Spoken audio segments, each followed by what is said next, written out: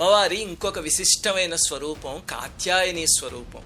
చేతిలో అమ్మవారు చంద్రహాస ఖడ్గాన్ని ధరించి మీద ఎక్కి దర్శనమిస్తారు కాత్యాయనీదేవి.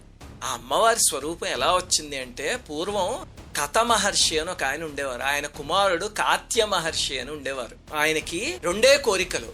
అమ్మవారు తన కూతురుగా పుట్టాలి, మోక్షాన్ని పొందాలి. అవి రెండే కోరికలు. అసలు గుర్తుపెట్టుకోండి, ఇవి రెండు కాదు, ఒకే కోరిక. ఎందుకంటే అమ్మవారే కూతురు కింద పుడితే ఇంక మళ్ళీ జన్మ ఉంటుందా? మొదటిదే జరిగితే రెండోది ఎలాగూ జరుగుతుంది. దానికోసం ఆ మహర్షి ఎన్నో ఏళ్లు ఘోరమైన తపస్సు చేశారు. ఈ లోపల కైలాసంలో ఒక చిత్రమైన లీల జరిగింది. ఏమిటంటే, ఒకసారి పరమేశ్వరుడు పార్వతీదేవి సరసం ఆడుకుంటుంటే అమ్మవారు పొరపాటున పరమేశ్వరుడు కళ్ళు మూశారు. దాంతో లోకాలన్నీ చీకటైపోయాయి, ప్రళయంలా అయిపోయింది. ఎందుకంటే మనం పరమేశ్వరుణ్ణి ఏం స్తుతిస్తాం? వందే సూర్య శశాంకవన్నినయనం వందే ముకుంద ప్రియం అంటాం కదా. అంటే సూర్యచంద్రులే ఆయన కళ్ళు. మరి అవి మూసేస్తే జగత్తంతా చీకటైపోదు.